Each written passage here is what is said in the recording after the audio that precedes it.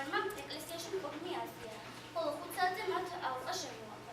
მამა ანდრიას კურთხევით იურიანუამ ეკლესიის სამთქენო მტერს კარი გაუღო. მალე მამა ანდრიას გაიყვანეს ეკლესიიდან. ამის შემდეგ, როგორც ცნობილი გახდა, ის დაეჩოქა და ლოცვა დაიწყო. ამ დროს კი მას კისერში მოარტყეს ტყვია. იმის მაგურად, რომ წინ დაცულიყო, როგორც ჩვეულებრივ ხდება ხოლმე, ზურგით დაეცა. ეკლესიაში გამოკეტილებმა კი რამდენიმე საათის შემდეგ შეწყვეს, რომ მათი მოძღვარი მოკლეს. მამა ანდრიას სხეული მიწაზე იდოდა საფეხი, შესამჩნევი ღიმილით დასთამაშებდა. კომენის ეკლესიის მრბელმა მაშინვე იხილა სასწაული. ივლისის საკარას სიცხეში მამა ანდრიას სხეული უხრწნელი დარჩა. მომშრალობიდან სიცხლის სოფციოდა და მკვლობის ადგილას დაბურილიც არ დებოდა. ამ სასწაულს აფხაზებით შეუძლეს. მეორე მათგანი დაიაწუხა და შემდეგაც სიტყობდა და თვალებზე მოდგარცრებს ვერ მალავდა. ზოგმა მამა ანდრიას მკვლელზე შუასწებაც კი მოინდობა, მაგრამ სხვა მამის უფლება არ იცის. მკვლობიდან რამდენიმე დღის შემდეგ თვითონ აფხაზებმა აცნობეს კომენის ეკლესიის მრევლს, რომ მამა ანდრიას მკვლელი ნაღმზე აფეთქებულიყო. მამა ანდრია წმინდა იოანე ნათლისმცემლის დღესასწაულზე დაგრძელეს წმინდა იოანე ოქროპირის მონასტრის ახლოს. მის საფლავზე დიდი ხნის ჯვარი აღმართეს. მამა ანდრიამ ქართული ეკლესია მონასტრებს უსაფლავრა დიდებულად თარგმნილი სამი დასავლები შინაგანი მოიცავდა.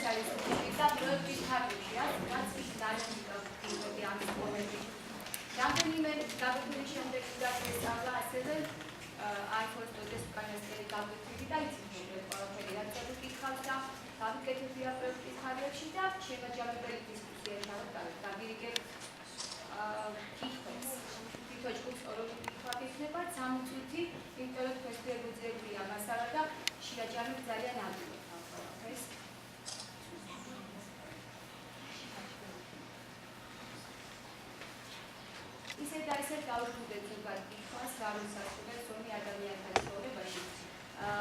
ანუ ხო დავიგეთ ეს.